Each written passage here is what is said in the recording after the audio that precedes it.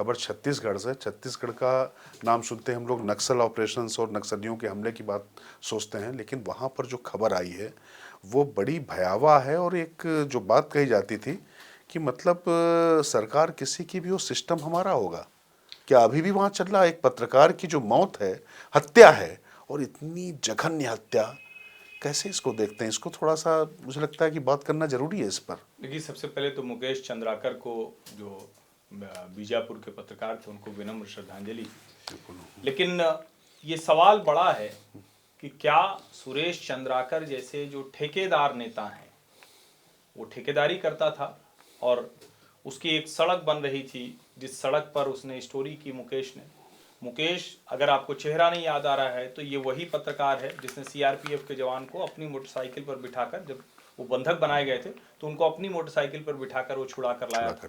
मुकेश की वैसे भी कई स्टोरी, बड़ी कहानियां बड़ी चर्चित हैं। मुकेश और युकेश दोनों भाई पत्रकार हैं। युकेश का भी उसके बाद का ऑडियो वीडियो बड़ा वायरल हो रहा है, जो मुकेश की गुमशुदगी की बात किया। लेकिन सोचिए, सुरेश चंद्राकर उनके घर के पास ही रहता था। जब वो लोग न्यू ईयर पार्टी कर रहे थे, उसके बीच में फोन आता है और उसको बुलाया जाता है। और सुरेश चंद्राकर अपने घर के पीछे जो बैडमिंटन कोर्ट था, वहां एक सेप्टिक टैंक था, उस सेप्टिक टैंक में कुल्हाड़ी से मार कर उसको अंदर डालते हैं और उसके ऊपर वो सीमेंटेड करा देते हैं, यानी लाश कभी मिले नहीं।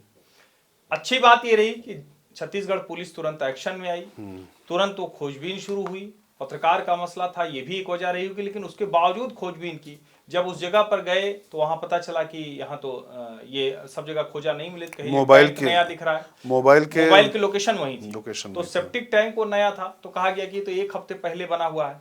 तो किसी ने आसपास में, जब पुलिस ने और पूछताछ की तो पता चला कि ये तो सिर्फ 2 दिन पहले ये इसका ढक्कन बना है। तो जब उसको तोड़ा गया ढक्कन को, तो उसके अंदर, पानी के अंदर, मुकेश चंद्राकर की लाश तैरती हुई मिली। और वो सुरेश चंद्राकर, वो 1 तारीख को ही, यानी 1 जनवरी 2025 को, वहां के दैनिक भास्कर अखबार में बाकायदा फुल पेज 1 पन्ने का विज्ञापन देता है। सोने की बड़ी वो माला वाला पहने रहता है। हेलीकॉप्टर से वो अपनी शादी में गया था, मतलब बारात लेके लोग जाते हैं ना, दूल्हे की गाड़ी होती है, अलग अलग कार और बग्गी घोड़ा, वो हेलीकॉप्टर से गया था।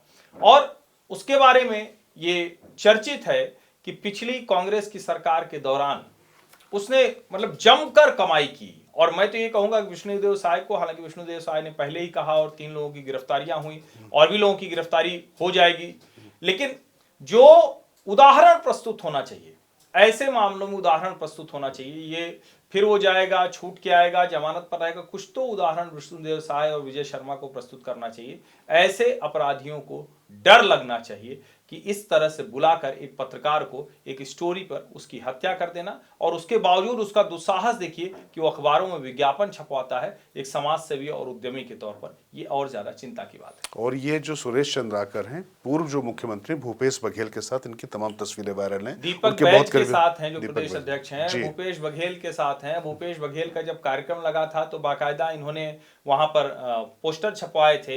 ये जो कांग्रेस के अनुसूचित मोर्चे है उसके उपाध्यक्ष हैं। और उसके अलावा ये महाराष्ट्र के चुनाव में ऑल इंडिया कांग्रेस कमेटी की तरफ से कुछ जिलों में इनकी ड्यूटी लगाई गई थी। क्योंकि साधन संपन्न है, धन बहुत है, तो ये पार्टी को भी ओबलाइज करते रहते हैं, ये भी बात कही जाती है। मतलब आप सोचिए ना कि मतलब अब ये एक पार्टी की क्या बात की जाए, लेकिन फिर सुशील शर्मा भी याद आते हैं कि कहीं कोई तंदूर कांड करता है, कोई अपनी पत्नी को जलाकर तंदूर में धीरे धीरे काट के जलाता है, कोई जो है पत्रकार को खबर लिखने पर सेप्टिक टैंक में जलाकर नया अनारकली बनाने की कोशिश करता है, दफना देता है पूरा। और उसके बाद आप देखिए कितना कोल्ड ब्लडेड मर्डर है ये। उसके बाद जो विज्ञापन देने की बात हर्षवर्धन कह रहे हैं, और अपने आप को सामाजिक जो है मतलब कार्यकर्ता बताकर या राजनीतिक व्यक्ति बताकर पूरी तरीके से उसका जीवन चलने की कोशिश होती है।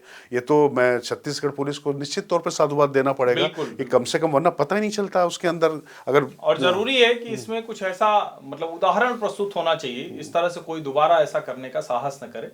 और मुकेश जैसे पत्रकार, या देश के दूसरे हिस्सों में, दिल्ली में और देश की राजधानियों में तो जो पत्रकार हैं, फिर भी उनको नेता लोग जानते हैं, उनके ऊपर हाथ डालने से लोग डरते हैं। लेकिन जो दूर दराज के इलाकों में हो, उनके जीवन पर ऐसे हमेशा संकट होता है। कोई भी सरकार रही हो, किसी भी कालखंड में हो, लेकिन जब ऐसे किसी राजनीतिक दल से जुड़ा हुआ कोई ठेकेदार, कोई नेता, कोई गुंडा वो इस तरह की हत्या करता है, तो फिर बड़े सवाल खड़े हो जाते हैं।